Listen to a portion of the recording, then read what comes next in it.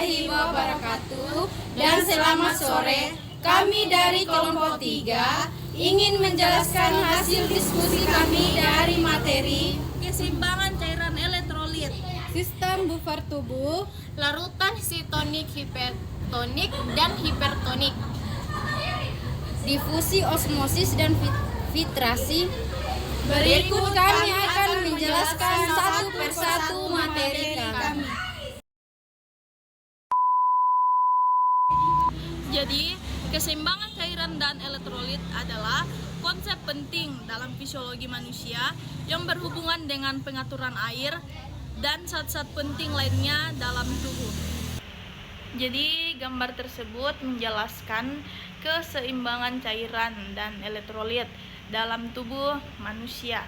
Berikut adalah penjelasannya. Jadi, di sisi kirinya yaitu asupan cairan dan elektrolit. Cairannya yaitu terdapat pada gambar air yang mengadakan pentingnya konsumsi air untuk dehidrasi. Juga terlihat makanan yang berkontribusi pada asupan cairan seperti buah-buahan, misalnya buahan pisang. Dan elektrolit, gambar natrium menunjukkan asupan elektrolit yang diperlukan untuk fungsi seluler yang optimal. Dan di sisi kanannya itu kehilangan cairan dan elektrolit. Kehilangan cairan yaitu representasi kehilangan cairan melalui proses seperti urin dan keringat yang menunjukkan bagaimana tubuh kehilangan air atau kehilangan elektrolit. Gambar yang mencerminkan hilangnya elektrolit melalui keringat dan urin, mengingatkan lagi bahwa kehilangan ini juga perlu diimbangi dengan asupan. Inti dari gambar ini menekankan pentingnya menjaga keseimbangan antara asupan dan kehilangan cairan serta elektrolit untuk mendukung fungsi tubuh yang sehat. Keseimbangan ini diperlukan juga untuk berbagai proses fisiologi seperti pengaturan suhu tubuh dan fungsi otot. Jadi, gambar tersebut tampaknya menjelaskan sistem buffer tubuh yang berfungsi untuk menjaga kestabilan pH dalam tubuh manusia. Berikut adalah penjelasan tentang elemen-elemen yang ada dalam gambar. Gambarnya bisa dilihat di belakang saya. Elemen dalam gambar yang pertama yaitu HCO3 bikarbonat, yaitu berfungsi sebagai buffer utama dalam darah, yaitu membantu menjaga pH darah agar tetap stabil dengan meneutralisasikan asam 2 H2PO4 dihidrogen fosfat, yaitu berfungsi dalam sistem buffer sel dan cairan tubuh lainnya, yaitu berperan penting dalam regulasi pH terutama di sel-sel dan jaringan.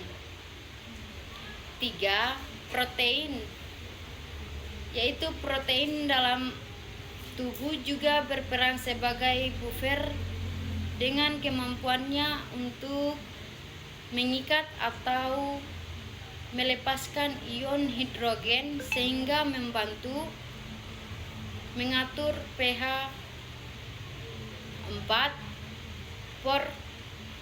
Porfirin, yaitu tidak jelas tetapi dapat merujuk pada komponen penting dalam sintesis hemoglobin dan sistem transportasi oksigen dalam darah. Yaitu fungsi sistem buffer yaitu menjaga stabilisasi pH.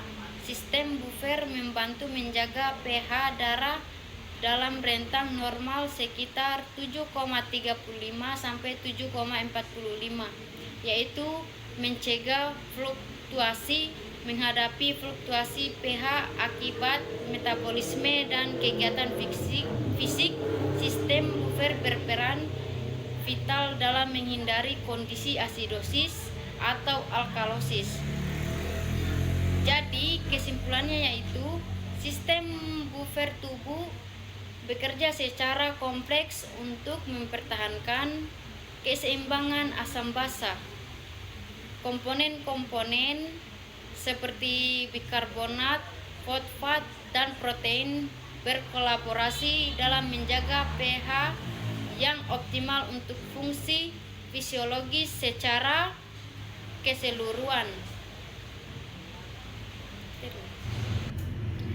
Di dalam gambar tersebut terdapat 3 larutan, yaitu larutan isotonik, hipotonik, dan hipertonik yang akan saya jelaskan. Yang pertama itu larutan isotonik. Larutan isotonik memiliki konsentrasi zat terlarut yang sama dengan di dalam sel. Ciri-cirinya itu tidak ada perpindahan air yang signifikan, sel tetap dalam keadaan stabil. Fungsinya menghindari kerusakan sel, menjaga keseimbangan osmotik. Yang kedua itu larutan hipotonik. Larutan hipotonik memiliki konsentrasi zat terlarut lebih rendah dibandingkan dengan isi sel. Ciri-cirinya, air akan masuk ke dalam sel menyebabkan sel membengkak. Resikonya, jika tekanan osmotik terlalu tinggi, sel dapat pecah atau homolisis. Yang ketiga itu larutan hipertonik. Larutan hipertonik memiliki konsentrasi zat terlarut lebih tinggi dibandingkan inti sel. Ciri-cirinya, air akan keluar dari sel menyebabkan sel menyusut. Konsekuensinya, sel dapat mengalami dehidrasi dan kehilangan fungsi. Jadi, kesimpulan dari larutan isotonik, hipotonik, dan hipertonik, yang pertama itu isotonik, sel stabil, tidak mengalami perubahan volume. Yang kedua itu hipotonik, selnya itu membesar, risikonya pecah. Yang ketiga itu larutan hipertonik, sel menyusut, tidak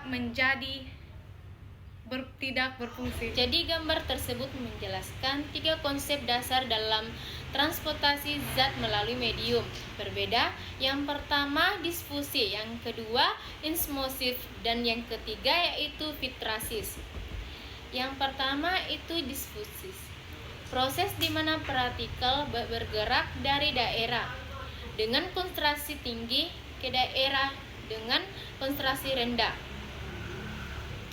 Dalam gambar partikel berwarna-warni tersebar di dalam wadah, menunjukkan pergerakan alami partikel.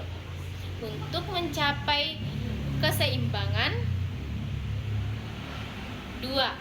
Osmosis, proses spesifik di mana air bergerak melalui membran semi permeable dari larutan yang lebih encer, konsentrasi rendah menuju larutan yang lebih pekat, konsentrasi tinggi. Pada gambar ini terlihat bagaimana air melalui membran hanya mengilustrasikan prinsip dasar osmosis. Ketiga, filtrasis, proses memisahkan partikel berdasarkan ukuran dengan menggunakan filter. Dalam menggambar filter memperlihatkan partikel kecil yang bisa melewati, sementara partikel lebih besar terjebak, menunjukkan cara kerja sistem filtrasi. Gambar ini menggambarkan 3 metrosis penting dalam pemindahan zat dalam berbagai konteks, seperti dalam biologi, kimia, dan proses teknik. Terima kasih.